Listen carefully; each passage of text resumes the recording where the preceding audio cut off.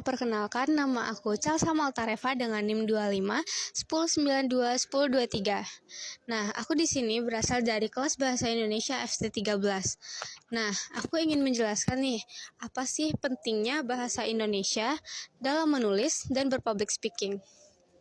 Bahasa Indonesia mempunyai peran yang sangat penting dalam kehidupan sehari-hari, terutama dalam hal menulis dan berbicara di depan umum. Terkadang kita tidak sadar, tetapi lewat bahasa inilah kita bisa menyampaikan pikiran, perasaan, dan ide kepada orang lain dengan cara yang bisa dipahami bersama. Nah, dalam konteks bahasa Indonesia, dalam konteks menulis, bahasa Indonesia ini membantu kita untuk menata pikiran agar lebih terstruktur.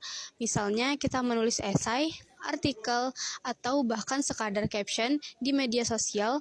Kemampuan menggunakan bahasa Indonesia dengan baik ini membuat pesan yang ingin kita sampaikan menjadi lebih jelas, menarik, dan berkesan. Kita bisa memilih kata yang lebih tepat, menyusun kalimat dengan runtut, dan membuat tulisan yang mempunyai alur yang mudah untuk diikuti.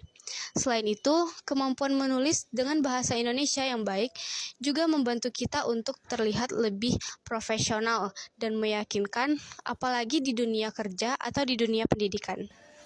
Sementara itu, dalam public speaking, bahasa Indonesia berfungsi sebagai alat untuk membangun koneksi dengan audiens.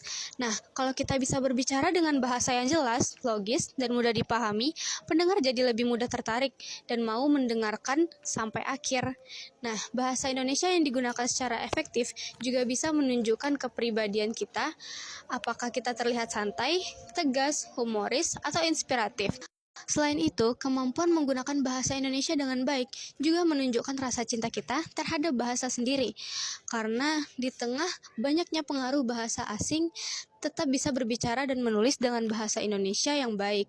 Itu menunjukkan bahwa kita tetap bangga dan menjaga identitas kita sebagai bangsa Indonesia. Nah, bahasa ini tentunya akan menyatukan kita dari berbagai daerah dan budaya yang berbeda.